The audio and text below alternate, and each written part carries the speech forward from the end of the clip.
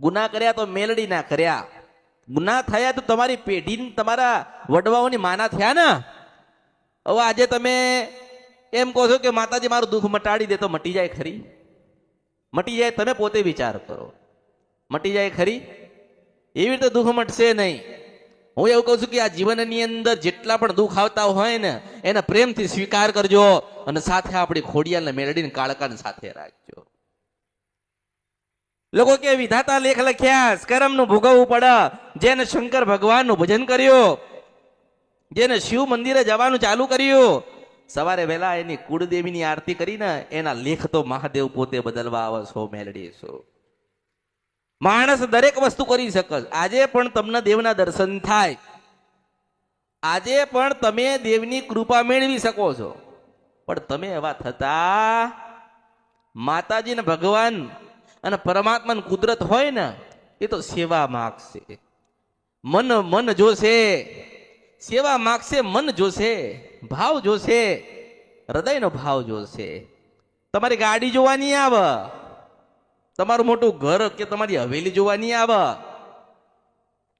તમે કેટલા સુખી છો એ જોવા નહીં આવે. તમે દુખી છો પણ તમારો ભાવ છે ને ભગવાન પ્રત્યે અને કુળદેવી પ્રત્યે, એવું જોઈને ભગવાન તમારા ઘરે આવશે. એવું મેલડી છું. વર્ષો પહેલા શિવ પુરાણ દરેકના ઘરે હતી ને વંચાતી હતી ને. તમારા પૂર્વજો વાંચી ગયા, તમને કોઈને ખબર જ નથી ભગવાનનું કેટલું શિવનું મહત્વ છે. એ તો મેં શિવ પુરાણ ઘરે ઘરે આલી ને, ઘરે ઘરે શિવ પુરાણ આપી, એ વાંચ્યા ત્યારે ખબર પડી કે શંકર ભગવાન કોણ હતા ને આદ્ય શક્તિ પાર્વતી કોણ હતા. બધું જ છે. આ તો મારા જેવી માતા કોક તમને કે એકડો બગડો ને તકડો ત્યાર તમે ઘૂંટો છો. તમે જાતે પ્રયત્ન તો કરો. જેટલા બી જીવનમાં દુઃખ છે ને, આજે બધા દુઃખી જ છે. સુખી હોય ઘરે હોય ને દુઃખી હોય અહીંયા હોય. સુખી હોય ઘરે હોય, દુઃખી હોય અહીંયા હોય. સુખી હોય માતાજીને માનતો ના હોય, માતાજીને માનતો ના હોય.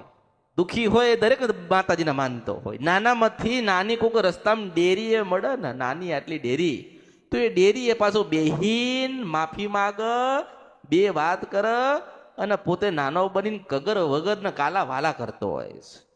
દુઃખી થઈ ગયેલો માણસ દરેક જગ્યાએ પોતાનો ભાવ રજૂઆત કરે. અમે દુઃખી થઈ ગયા, અમે બરબાદ થઈ ગયા, નોકરી ગતી રહી, દીકરાના છૂટાછેડા થઈ ગયા,